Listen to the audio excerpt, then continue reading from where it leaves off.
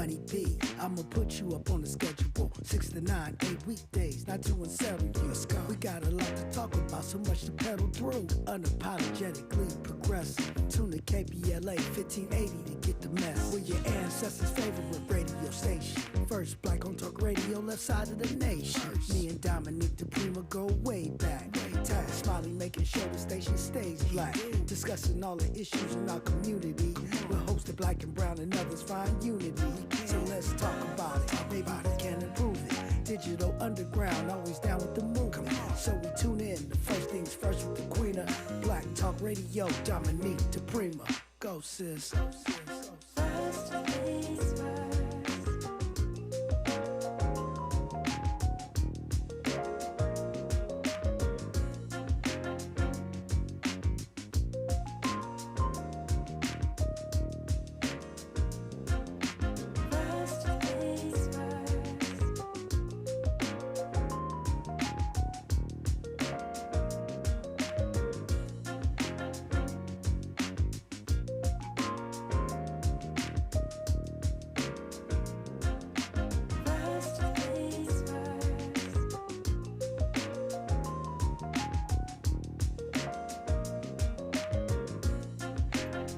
KBLA Talk 1580, good morning.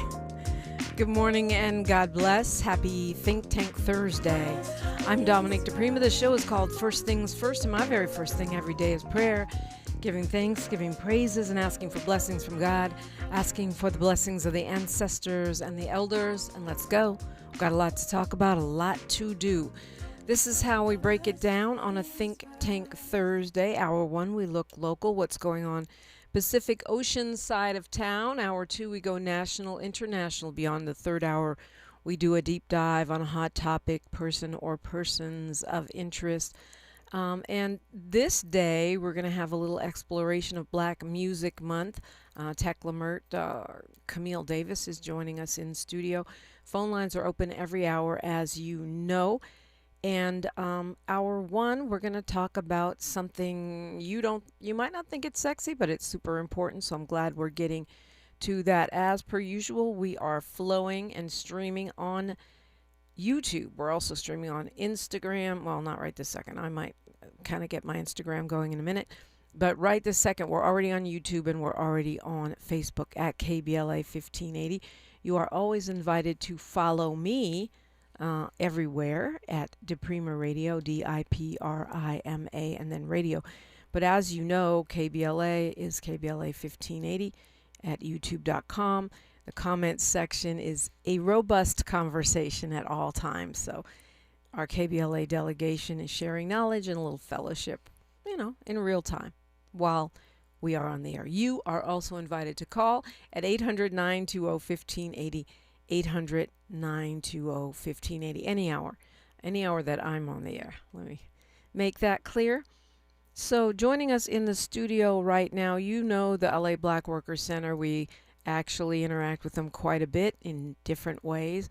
But at this time, they are very focused on something called charter reform.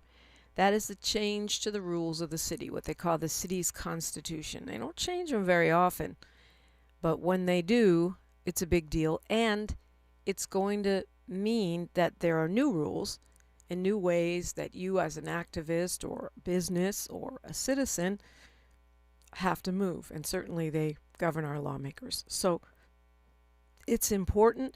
You're going to be looking at some stuff on the ballot. Yes, we're doing elections again in November, and so it's important that you know what it is and what you're voting on, and we got to start getting our minds around it. Now, LA Black Worker Center has been doing a deep dive on this, and joining us this morning are the coalition manager, Trina, Traylor, and the organizing and policy action coordinator, Tasnim, Chowdhury. Good morning.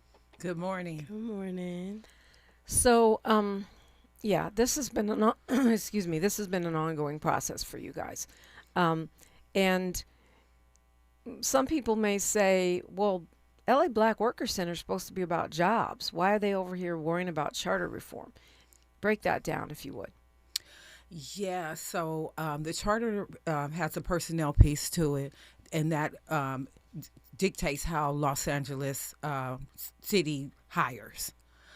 So we want to make sure that we have equity in the charter reform by uplifting modernized testing, pathway programs. We know that the city has pathway programs, but they have been missing the mark for our community. They are very well intended, but they are not serving the community that they originally said that they would serve. Isn't it funny how that often is the case? Yeah. Reminds me a little bit of affirmative action. But anyway, when you say it has a personnel piece, that means there are rules about how the city gives out jobs inside of the charter reform? Correct. So give me an example. Yeah, so for example, like one of our recommendations is about modernizing hiring. And so that already has been done by the personnel department. However, we're requesting that it gets updated. Currently, right now, it's not skill based. It's not structured with interviews. They don't have work sample testing or even practical evaluations. It's very I would say keen to what they want, and it's not really catering to what the job description says. For example, if you are applying for a carpenter position, there's no need for you to know how to do long division, but that's what the exam is looking for, and that is what we're saying. Modernize the testing to be more considerate of the job position. So you're being tested on carpenter stuff if you're a carpenter. Correct. Sanitation stuff if you're a sanitation worker. And it's not that way now. No, it's not. It's just some kind of long civil service test, Yep. which I know over the years I've heard folks say this is a way of gatekeeping black people out of these jobs. But why is that? We don't take tests well? Like, what is it about those civil service tests that locks us out? The civil service exam is biased, and so it's more trivial based instead of skills based. One of the unions told us, like, if you have a 4-year accounting degree, why are we testing you on accounting when you've gone through the course and you have a degree? Also, like with the long division, they're asking for long division, and the union raised up, like, nobody is doing long division anymore. We all have calculators. So the tests are biased, and they are created to keep black workers out of these civil service jobs. So we want more skill-based assessment. So if you're a refuse truck driver, and you have a commercial license from the Department of Motor Vehicle, why are we giving you a test on commercial license? You have already taken that. So the tests are just unnecessary, and it is a way to keep black people out. You know, we don't typically do well on civil service exams because a lot of the questions, just like the SATs, are biased. Culturally biased. Mm-hmm. Exactly. How do we make, and you know, I can hear, it's terrible. I can hear Donald Trump's voice in my head, and he's saying something about DEI, and the implication is always that when we open the door to more black workers, that we're somehow reducing the quality. You remember the famous quote from Charlie Kirk, where he says, "When I see a black pilot, I automatically get scared that the plane is going to crash or whatever." And I'm thinking to myself, well, you know, they have to fly a certain amount of hours. You just can't walk in and get a pilot's license. Like, there's all these steps to it. But how do we ensure, if we're what some would say lowering the bar by changing these tests, how do we ensure excellence? Well, we're not technically lowering the bar, right? We are just opening up the bar to be more inclusive. This isn't just for black workers. This is for everybody. When you open up the gate for black people, you're opening it up for everybody. We done countless amount of research to see that this isn't just us just saying something, oh, we want more jobs for black people. This is really has been a problem for many, many, many generations. Black people created this country. If black people know how to create the most foundational parts of even building a plane, why would you be hesitant on a pilot doing something like that? So I think that when people are saying stuff like that, it really just means Black people just need to be in those seats and just take up the space, because once you take up that space, it makes people more comfortable with the fact that this is normal. Yeah, I think the idea that, somehow will degrade the excellence is part of the times, right? It's because it seems to me that the city has been struggling to fill certain positions, but at the same time gatekeeping people out that have the skill set. So where's the balance? The balance is opening up for everyone, making it fair for everyone. If I'm doing carpentry work, or if I'm doing street sweeping, and I know how to street sweep, why are you keeping me out of that position just because I'm Black?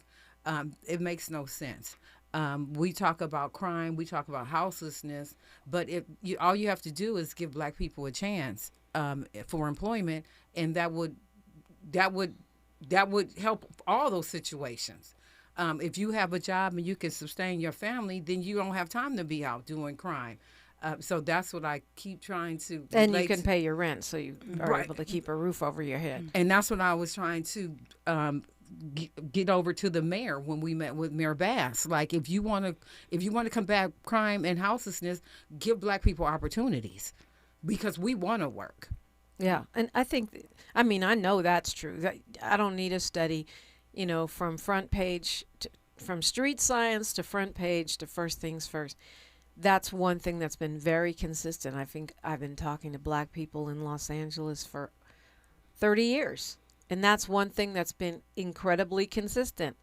We need jobs, and we need career jobs that actually can feed a family and pay these crazy high rents.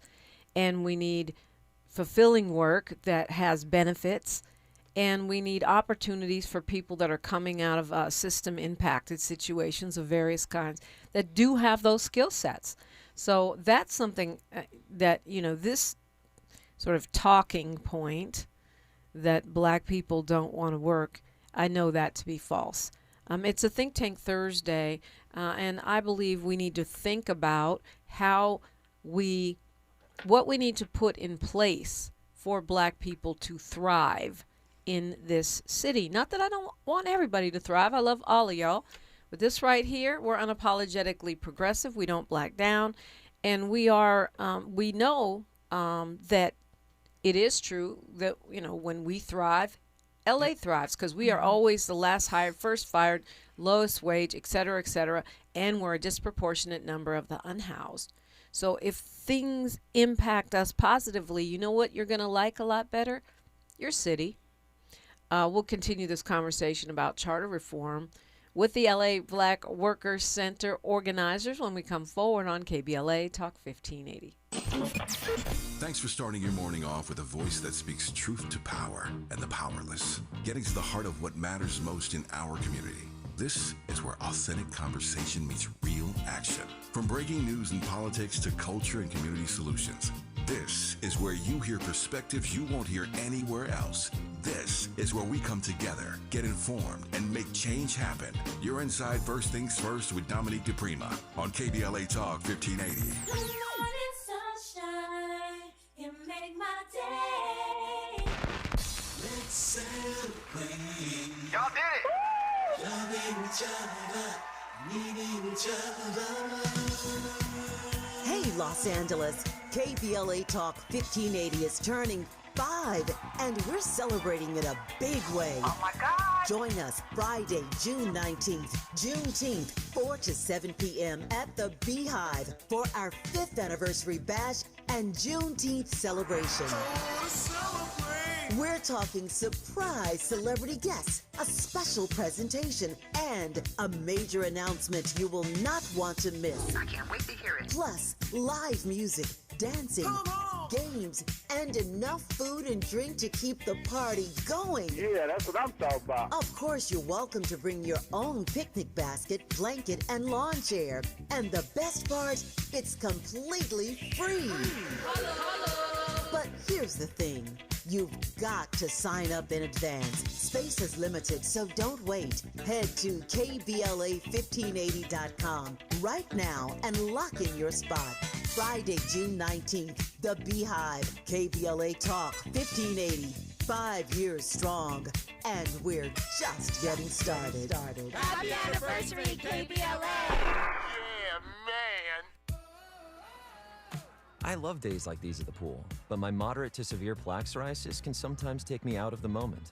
I'm ready to make a splash with clearer skin thanks to Skyrizi, risankizumab Riza. Skyrizi is a prescription-only injection for adults who are candidates for systemic or phototherapy. At 4 months, most people saw 90% clearer skin when measured from head to toe, and many were even 100% plaque-free.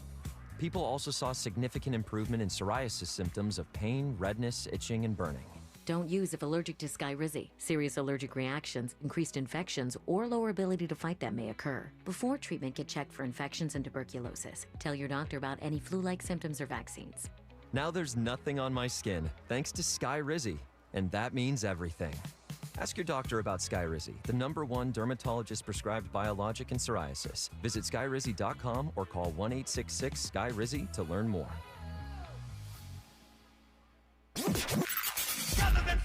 In a world full of noise, one station keeps it real. KBLA Talk 1580, where the conversation goes deeper, the voices sound like yours, and the issues that matter most to our community take center stage. Progressive, powerful, unapologetically us. Whether you're driving through the city or tuning in from your home or office, join the public square. KBLA Talk 1580, your home for talk that enlightens, encourages, and empowers. Listen live on our free KBLA 1580 app, on our website at KBLA1580.com, or on your radio dial at 1580 AM. Unapologetically progressive. When the story gets twisted, who's going to tell the truth? When they cut the microphones, who's still talking? When history gets rewritten, who remembers what really happened? We do. KBLA Talk 1580. Black media isn't just important right now, it's essential. Because when mainstream outlets move on, we stay. When the headlines ignore our communities, we don't. When decisions are being made that affect Black lives in our schools, our neighborhoods, our economy, KBLA is in the room. This is more than radio. This is a lifeline, a record, a rallying cry. Black stories, Black voices, Black power. The heat is on! On the air and in the culture. KBLA Talk 1580. Stay connected. Stay informed. Stay loud. Stand up! Your ancestors' favorite radio station, and your favorite morning show host. Let's get back to Dominique DePrima right now. Right now, if you're a very OG member of our KBLA delegation, then you know we've been talking to the Black Worker Center, the LA Black Worker Center, about charter reform. Kind of took a little pause because the election seemed to take over everything for a couple months.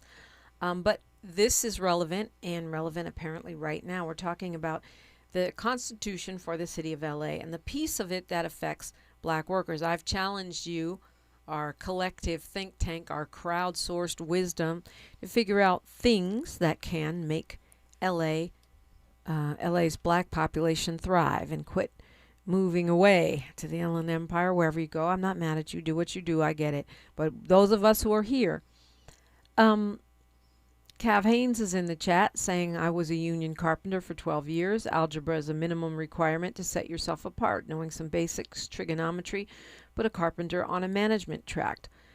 And that probably, I mean, I'm not a carpenter. I don't know. That is probably true. But what we're talking about right now is getting into entry-level positions at the city. And whether or not it is a fair process or whether or not it is one that is set up to filter the charter reform process is in motion. This is just one aspect of the charter reform. There's a lot of pieces to it. I know the LA City Controller has been putting out a call for folks to support the idea that the Controller's office would have an independent budget and not have to rely on the oversight of the City Council, which makes a lot of sense, because if you're supposed to be monitoring how they're spending the money, they should not have the ability to defund you on a whim. So that's just one of many, many issues. Obviously, LA Black Workers Center is focused on jobs, like the name says. And Trina, Traylor, and I hope I'm saying your name right, Tasnim. Is that right? Yes. Chowdhury are here. They've been working on this. I guess tomorrow is a big day, you were saying. Tomorrow, the Personnel Committee, which is the one that currently executes the rules we have right now, is going to hear the proposal, your charter reform proposal. The Rules Committee. The Rules Committee. Yes. Okay. So what happens? What does that mean? I know, these are members of the city council that are on this particular committee. Yes. And what happens when you go in front of them? They will basically be the ones in charge of what goes into full council. They create the agenda. They choose which recommendations that they believe should be heard by full council for full council to vote on. And so what we're merely asking is push that to Tuesday for full council to let the city council vote on these ideas coming from the Black Worker Center. Yes. Seems like a no-brainer. Why is this controversial? Well, we have been running around for months, and I'll let Trina talk about that because she has been doing a lot on that perspective of it. Yeah, so when the Charter Reform Commission unanimously approved our recommendations to go to a process called Meet and Confer with the labor unions, we were under the impression that the labor unions were meet and conferring. And then we found out that they were, but our recommendations were not being mentioned. And so then we were told that the EERC, which is the Executive Employment Relationships Committee, which is Mayor Bass, Marquise Harris Dawson, Yara Schlossley, McCosker, and Blumenfield. So then we started chasing them around to get the EERC to instruct the labor unions to meet and confer on our recommendations. And then once we got in contact with them, then they told us the CAO had to put it on the agenda. Once we got in contact with the CAO, they said, we just draft the agenda. We don't put the items on there. City council members can do it. So then they just been giving us the runaround. We went back to city council, and then they told us only the mayor can put stuff on the agenda. So, of course, we stalked the mayor's office, and we finally was able to talk to their chief of staff to ask him to ask the mayor to instruct the EERC to instruct the labor unions to meet and confer, only to go radio silent. So in our due diligence, we ultimately found out that we don't even need to meet and confer with the labor unions because we're not changing wages, hours, or working conditions. So we just been running around for months chasing our tail for a process that we didn't even need to that we don't even need to go through. And we could have been using that time to do more lobby visits to making sure that if and when our recommendations go to full council, we have full support.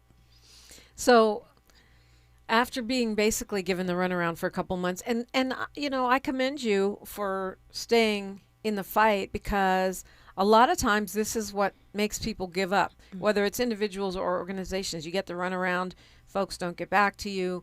Oh, no, you have to go to this person. No, really, you have to go to this person. And actually, it's this person, but they're only there on the third Wednesday of every full blue moon or whatever. So I commend you guys for staying after it. The next steps, we're about to go into news, traffic, and sports, but the next steps come to a head tomorrow. And I want to find out how the KBLA delegation can help, because I know there are ways, and what this means and what the process is as you see it now. Who's supporting, who's not, and how we can get our council members on board. It's KBLA Talk 1580. More of First Things First with Dominique DePrima when we come forward. I'm Bree Wood with BIN News Now. New York Governor Kathy Hochul is pushing back after border official Tom Homan threatened to increase ICE operations in the city.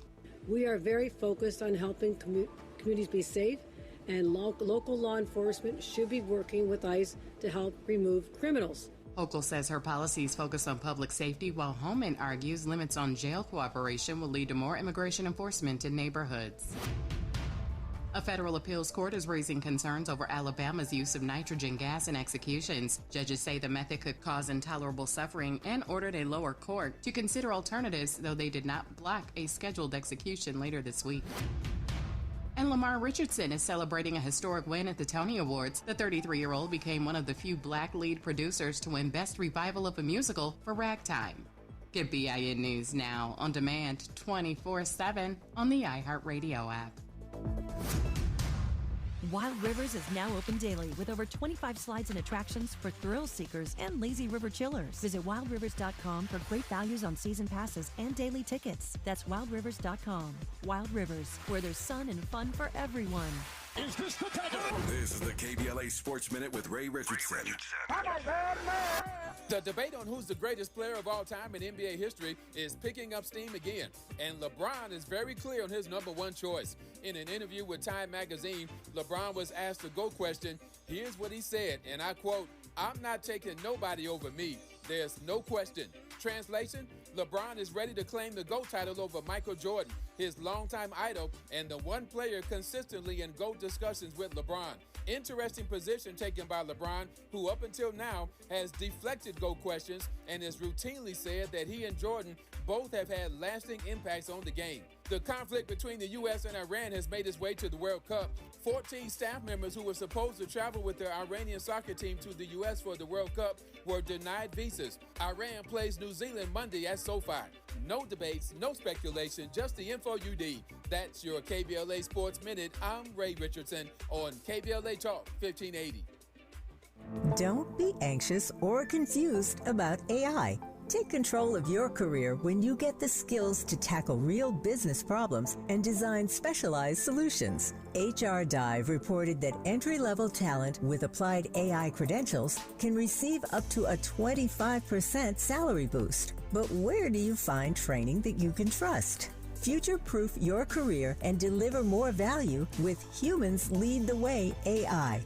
Their hybrid learning courses use practical definitions, real-world examples, and strategic insights to help you and your team understand AI with confidence. No magic, no hacks, no shortcuts. Just practical knowledge that helps you use AI more successfully. Don't wait. AI can never replace people who know how to use it well. Register for courses today at humansleadtheway.com. That's humansleadtheway.com. All I need is one mic. With a KBLA Talk 1580 editorial, I'm Tavis Smiley. We continue our look at what is happening and what is not happening along the Destination Crenshaw corridor. Last time we talked about the promises made to this community. Today we talk about the reality on the ground. And it is not pretty. Let's start with something as basic as a visit to the vet. Customers of the local veterinary clinic right next door to this studio are forced to park blocks away and carry their sick and injured animals through conditions that no pet owner or sick animal should have to endure. Why? Because the construction has blocked access to the vet's parking lot for years now. The vet is losing clients, the vet is losing revenue, and frankly, who can blame these customers for not coming back? This is but one example of a small black-owned business being quietly strangled, and nobody at City Hall seems to notice or care. And the conditions along this corridor, they are not just an eyesore, they are a health hazard. Unsanitary conditions and repeated health code violations are doing exactly what you would expect. Inviting vermin into our neighborhood, rodents, pests, the kind of infestation that does not stay in one place. It spreads into homes, into restaurants, into our daily lives for years now. Then there is this. The houseless are finding refuge in the construction cubbyholes and unfinished spaces left wide open along this project. These are precious human beings, to be sure, in desperate situations. But this is also a safety and liability crisis that the city created and has yet to address for years now. In our prior editorial, trying to save some space for grace, we did not call his name. But after a full week of running the editorial hourly, highlighting the myriad delays, business losses, health violations, safety concerns, and more, we have heard absolutely nothing from City Council President Marquise Harris Dawson. Nothing. Not a word. The council member who represents this district has gone silent. You see why we call this project Procrastination, Crenshaw? And so I repeat, Crenshaw deserves better. With a KBLA Talk 1580 editorial, I'm Tavis Smiley. As always, we welcome your feedback.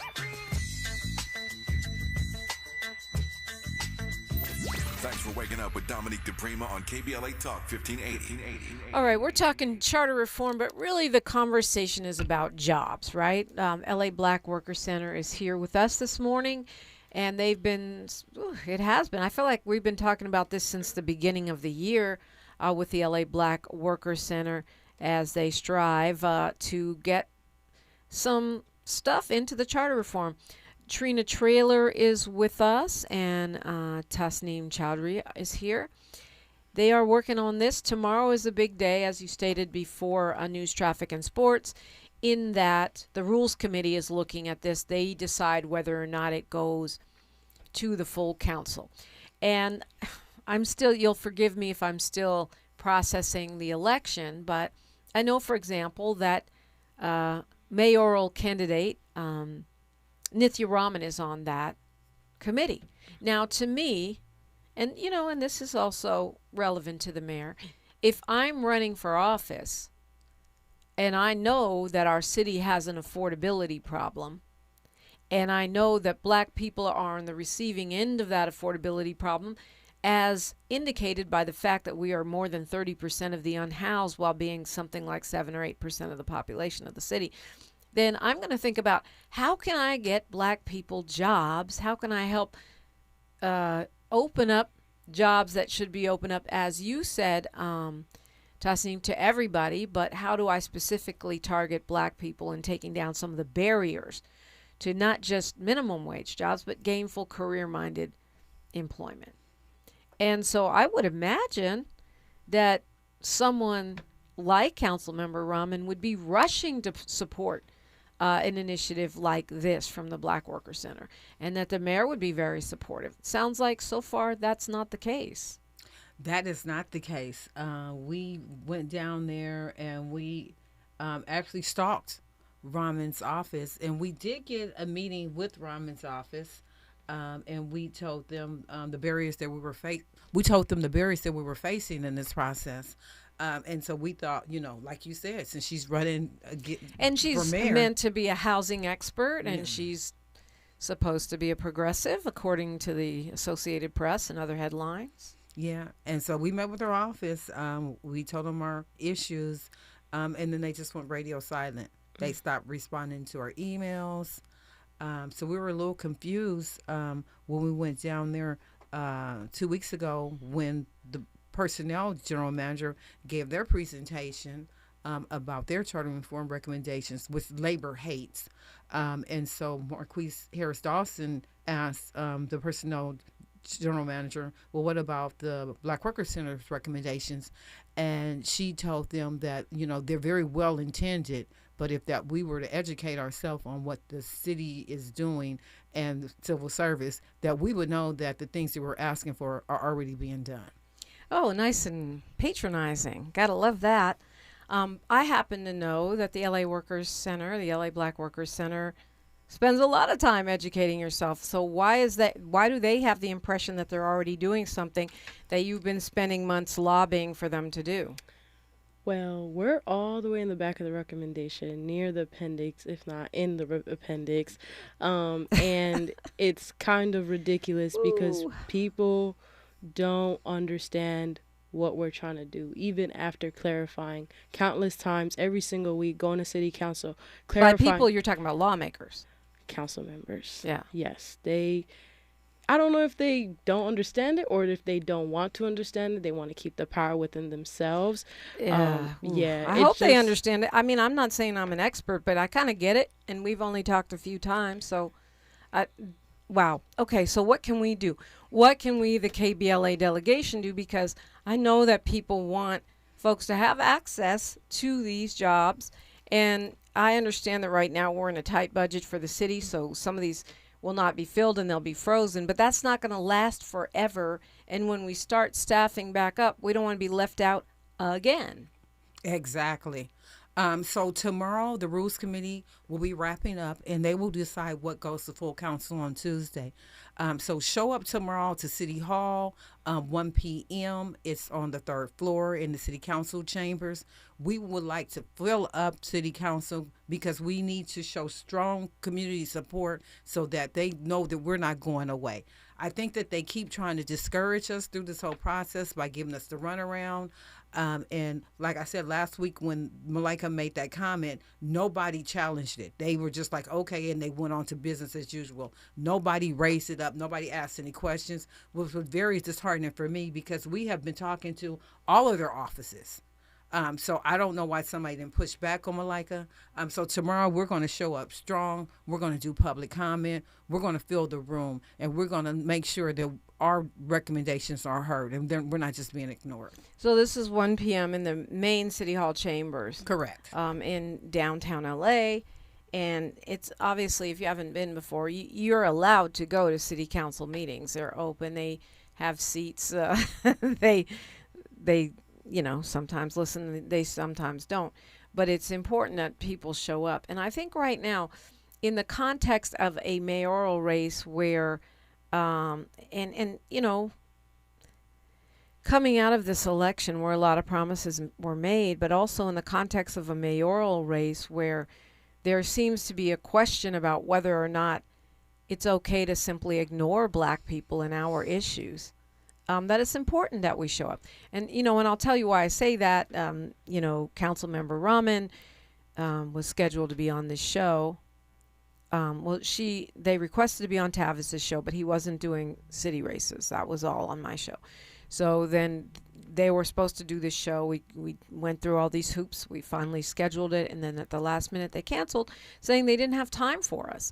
And so for me, that's not a personal thing. I'm okay if I don't ever talk to any city council member, but I look at it as Black LA is not important. I don't need to talk to you before this election because my calculation is I don't need Black people to win. And I was talking with my friend Davey D about this. He has a show. I was on his show up in the Bay, and he said that he thinks this is a new school of thought among some progressives, and that if you look at Mayor Zoran Mandami in New York, because he was running against a Black, backward, super whack Democrat, Eric Adams, they made the calculation to sort of step over Black people and create a coalition that doesn't take us into account, right? They had great success with that. Now the adjustment is being made after the election to find spots and ways to include Black people in that coalition. But the question is, are we the same? And I would say no. We'll see. But the idea that you can succeed on a citywide basis in LA without going through Black folks, I think it's delusional, but maybe I'm the one that's delusional. I know we only make up 7-8% of the population, but I also know we vote above our weight class, often making up to 20% of the electorate. So I think, why am I saying all this? Because jobs is what jobs is what makes it possible for us to stay here. A lot of workers, not just Black workers, can no longer afford to live in the city where they work. And to me, that's a problem, right? And these type of jobs, civil service jobs, and the rules around them are going to have an impact about whether or not we can be in this city, we can thrive in this city moving forward into the future, or whether we're going to continue to get pushed out, to other states, to the Inland Empire, to the old South, where we can be treated like Carmelo Anthony and given unequal justice. And so I think we got to make a stand right now, Black people. I really do. For our city, for our unhoused, for our affordability. People say, well, there's not that much you can do about affordability. Lawmakers don't control inflation. All that is true, but there are some things you can do, and jobs are one of them. So who else is on that committee? And one of the reasons I'm pointing this out is, aside from showing up tomorrow at 1, I'm assuming we could email our council members, we could call the council offices. Not everybody can leave work and go to city council at 1 o'clock on the 3rd floor tomorrow, but most of us can make a call, can write an email, can pull somebody's coattail. So that rules committee consists of council member Rahman. You said off mic, you said Hugo Soto Martinez. President Marquise Harris Dawson. Lee. Okay. Sure. And Katie Yaroslavsky. Okay. So you got your work cut out for you. Lee, Yaroslavsky, Harris Dawson, and Rahman. And Soto Martinez. Yes. So if if you can easily find your council member's email address by going to the LA City website or just Googling it, they usually come up. And you can also, if you know any of those people, pull their coattails, give them a call. A lot of our KBLA delegates are activists and movers and shakers, and they have relationships with these folks. Email, call, show up tomorrow. Because to me, it deserves at least a vote. Even if the city council, make them make the decision. Exactly. Yep. You can also make online public comment. If you tune in, you can also watch the stream on YouTube. It's always live when they do go, but you can also go on the city website and put in your public comment if you can't physically be there. Yeah. What is the city's website? The city, I'll look it up. They always have these government websites are always like super long. But in any case, really what you're asking people to support is what? Our charter reform. We have 5 recommendations. We want to push for modern hiring. We want more inclusivity for the communities, which means have more recruitment in disadvantaged communities. We want more pathways, so like trainee programs, internships, bridge to programs. These are pathways where if you can get into these programs, you kind of have a more seamless way of getting into city jobs. And these types of outreach have not been done in Black communities, and what we're merely asking is for that to be done. Besides that, though, we have also been pushing for workforce equity commission. There is no commission currently. There's no workforce equity clause, and there's no audits on workforce equity audits. So what we're saying is we need to do that. We need the controller to get full control and to specifically add that onto their list to do audits on that. We need a commission, so that consists of the community people, that consists of personnel. We're including people, we're including departments that are already doing this to be a part of something. We're not changing anything. We're not adding something new. We're just simply saying change the way you go ahead and do your audits. Change the way you go ahead and include a community, because you're not including the Black community. LAcity.gov, that's where it is, LAcity.gov. We'll continue our conversation with Trina, Traylor, and Tasnim Chowdhury of the LA Black Worker Center when we come forward, only right here.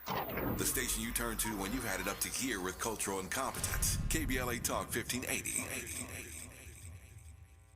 For communities impacted by the war on drugs, cannabis legalization was supposed to create opportunity, but too often people entered the industry without the information they needed to succeed. That's why the Los Angeles County Office of Cannabis Management, in partnership with Life Development University, is presenting the Cannabis Worker Voices Panel on June 13th at 3 p.m. at Life Development University, located at 4241 Crenshaw Boulevard. Hear directly from cannabis workers about their career journeys, day-to-day experiences, challenges, and opportunities. Learn about workforce pathways, transferable skills, and what working in the legal cannabis industry really looks like. Free public education designed to help you make informed decisions before investing your time, money, or energy. Register today at lacountycannabised.org or call 323-747-6728.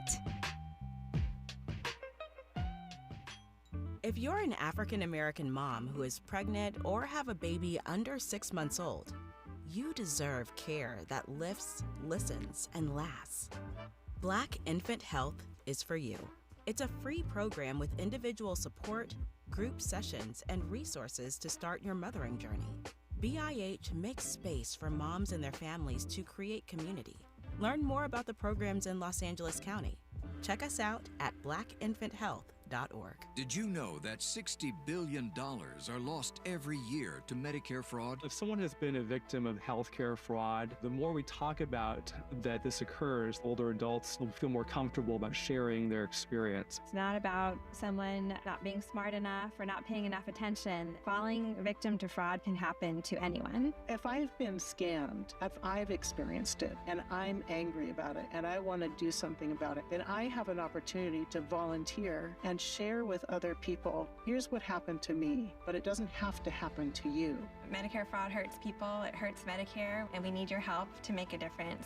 It's powerful to be able to address an issue like Medicare fraud, and being a volunteer for SMP gives you that power to do it. If you have passion and dedication and want to be of service, we'd love to have you join our team. For more information or to volunteer, visit californiasmp.org. KBLA Talk 1580. We've got a lot to talk about. KBLA Talk 1580, connecting you with services and solutions. 10 Toes In serves as a mentorship and domestic violence prevention program. They support, educate, and empower couples during and after incarceration. They assist male returning citizens to re-enter society successfully and to help them maintain a healthy relationship with their romantic partner. They offer a mentorship support group for formerly incarcerated men. 10 Toes In teaches its Intimate Relationships 101 curriculum at male prisons throughout the state of California. They host sister support group meetings for women who are intimately involved with incarcerated and formerly incarcerated men. 10 Toes In is a 501c3 nonprofit organization. To access their services or make a donation, please visit them online at 10toesin.org or find them on Facebook or Instagram. They are healing lives through relationships. This is a community call to action from KBLA Talk 1580. This is KBLA Talk 1580, where hate loses and love wins. Indeed, I'm at lacity.gov right now looking at these job openings, wondering if they're real because of our budget crisis. But what we're talking about right now is charter reform, the city's rules, the Constitution for Los Angeles. It's important. And we have LA Black Workers Center campaign and coalition manager Trina Traylor here, and organizing and policy action coordinator Tasnim Chowdhury here, and we're talking about charter reform. You guys have been at it for months. Tomorrow is a huge day, asking for community support to either make a comment, show up to the third floor of City Hall at 1 o'clock for a rules committee meeting, or write an email.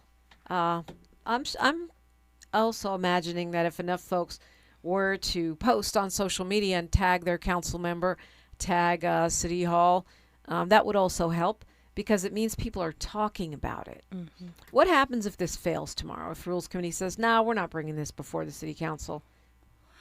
Well, what happens if we don't go to a full City Council? We're still not going away. There is a possibility of becoming an ordinance.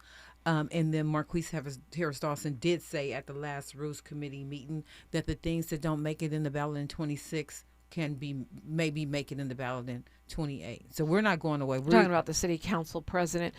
Yeah, I mean, and I think that's great. I'm glad he brought it up. But I'm also thinking that sometimes folks tell people things to make them feel better, just sort of delay, stall. So I only bring that up to say that clearly the ideal scenario is one where this goes to Rules Committee and out of Rules Committee to the full council after tomorrow's meeting, right? Right. And then Tuesday, the full council will be voting on what goes to the ballot. That's at City Hall at 10 a.m. So that has to be more than one day of hearings, does it not? Or is it that all supposed to happen on Tuesday? This is such an expedited process because it has to go to the CAO for the language to go to the ballot by the end of June. So this is really an expedited process. And all of this was supposed to already had happened, like in the beginning of June. So it's already in their agenda. It's already kind of delayed. So it's probably not going to be more than a day. And they already pushed it back. So okay, so tomorrow is super important for Rules Committee, and then Tuesday assuming that this does make it out of Rules Committee onto the full floor, given that you have several people that we would consider progressives on that Rules Committee, at least, theoretically, then it's important for people to show up Tuesday and continue to write and show support for Tuesday's passage of the recommendations. I agree. Yes. And simply with what you just said about social media, I think social media is also important. Connecting it to like the races that have been happening with New York and how they utilize social media, it's very important that everybody knows that we can still make our voice heard if you physically cannot be anywhere, especially after COVID. Anything is virtual, and anything, you can make any place a place where you can be heard. Yeah, I'm just laughing because I was thinking of Spencer Pratt, who quite effectively used social media but still lost, because you also need a ground game. But the LA Black Workers Center is very well versed on that. If people listened to me and you guys and still are not really clear, where can they go to find out what you're proposing, to go over it again, to learn more? They can go to the LABWC.com. They can also look up the charter reform report. Everything that passed out of the Charter Reform Commission was put into a report, and they can also find us there. We're way back on almost the last page, on page 267. You're at the back of the bus? In the appendix. We're not with the recommendations, but you can find us in that report. Okay, we just got a couple minutes here. There's some other questions in the chat, but I'd rather turn the mic over to you guys. What did you come here to say that you haven't said yet? What we came here to say is that Black people are not going to be ignored in this process. They did not expect for the Black Worker Center to have real recommendations for charter reform. So that's the reason why we got the runaround, because they didn't know what to do with us. But we are not going away. Even if we don't make it to the ballot this November, we are not giving up. We're going to push either to be an ordinance or to continue this for the next 2 years and get into the next on the next ballot.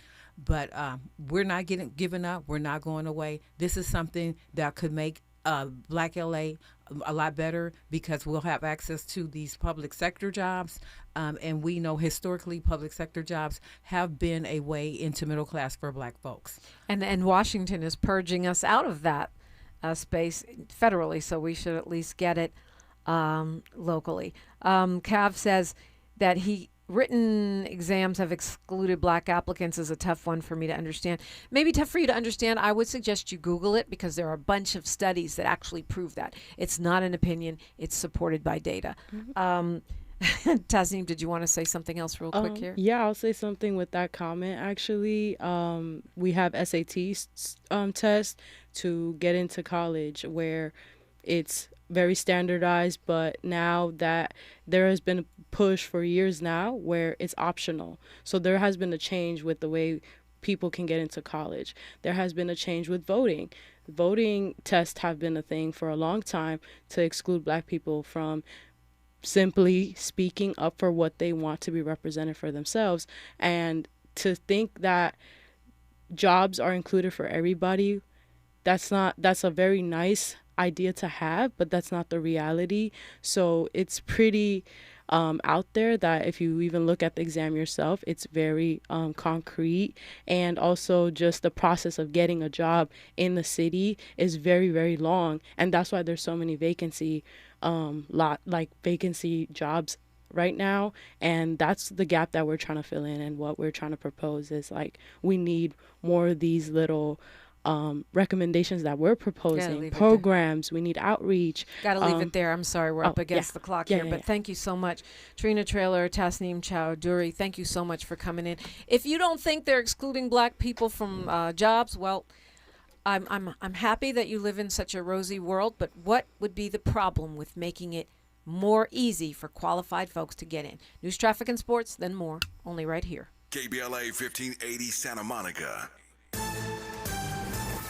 I'm Bree Wood with BIN News Now. New York Governor Kathy Hochul is pushing back after border official Tom Homan threatened to increase ICE operations in the city. We are very focused on helping communities be safe and local law enforcement should be working with ICE to help remove criminals. Hochul says her policies focus on public safety, while Holman argues limits on jail cooperation will lead to more immigration enforcement in neighborhoods. A federal appeals court is raising concerns over Alabama's use of nitrogen gas in executions. Judges say the method could cause intolerable suffering and ordered a lower court to consider alternatives, though they did not block a scheduled execution later this week. And Lamar Richardson is celebrating a historic win at the Tony Awards. The 33-year-old became one of the few black lead producers to win Best Revival of a Musical for Ragtime. Get BIN News now on demand 24/7 on the iHeartRadio app. Wild Rivers is now open daily with over 25 slides and attractions for thrill seekers and lazy river chillers. Visit wildrivers.com for great values on season passes and daily tickets. That's wildrivers.com. Wild Rivers, where there's sun and fun for everyone. Is this the takeover? This is the KBLA Sports Minute with Ray Richardson. A 29-point comeback Wednesday night at Madison Square Garden put the New York Knicks in the NBA record book. The comeback also put the Knicks one win away from their first NBA championship since 1973. A dramatic tip-in by OG Anunoby with 1.2 seconds left in the fourth quarter gave the Knicks a 107-106 victory over the San Antonio Spurs in Game 4 of the NBA Finals. Anunoby is the new hero in New York City with a game-high 33 points. The Knicks have a 3-1 lead in the best-of-7. They can win the title with a victory in Game 5 Saturday in San Antonio. The Knicks were down by 27 at halftime and by 29 early in the third quarter. Erasing a 29-point deficit is the largest comeback in NBA Finals history. The previous record was a 24-point comeback by the Boston Celtics when they battled back against the Lakers in the 2008 NBA Finals. No debates, no speculation, just the info you need. That's your KBLA Sports Minute. I'm Ray Richardson on KBLA Talk 1580.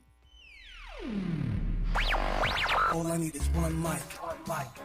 With the KBLA Talk 1580 editorial, I'm James Farr. $2.5 billion. Governor Gavin Newsom said it was there for fire survivors in Altadena and the Palisades. No strings attached.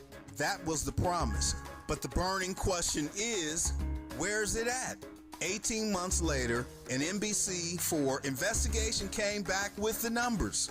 The numbers don't answer the question, they deepen it. Where's it at? About $605 million has been spent, roughly 75% still not released. Where's it at? Roughly $14 million went to CHP overtime and ICE immigration protest response for crowd control. Not rebuilding homes, not rebuilding lives, but crowd control. Where's it at? Another $13 million went to the state health department for video campaigns, while fire survivors waited. While families in Altadena are still trying to put their lives back together, still trying to get housed, this is the hope gap and it's real. Where's it at?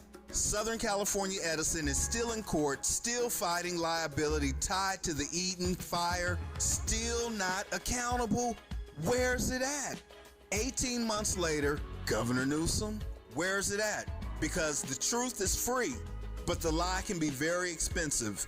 And right now, fire survivors want to know what happened to no strings attached. And I've been saying on this mic for the past 18 months, somebody or somebodies didn't do their job. Now it's documented. Governor Newsom, listen closely. You didn't do your job.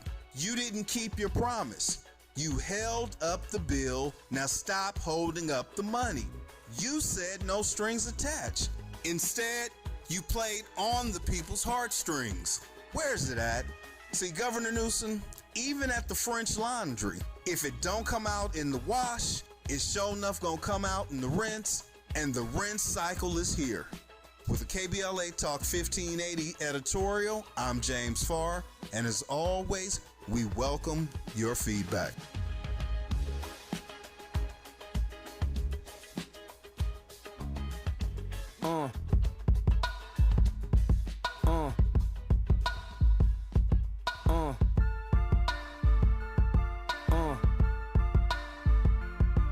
Good morning. Good morning. Good morning.